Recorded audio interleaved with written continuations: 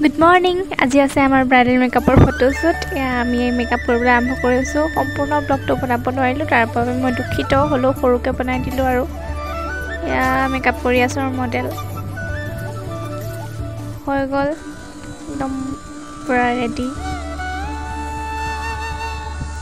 আমি আছোঁ এতিয়া বিহপুৰীয়া নৰেন্দ্ৰত, তাতে ফটোশ্বুট কৰি আছে।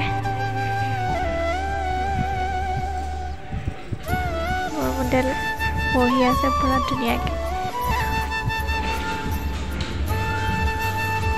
বেছি দীঘল কৰিব নোৱাৰিলোঁ, ইমানখিনিয়ে পাৰিলোঁ। মানে মেকআপ কৰাত থাকিলোঁ, ইমানখিনি কৰিবগৈ নোৱাৰিলোঁ।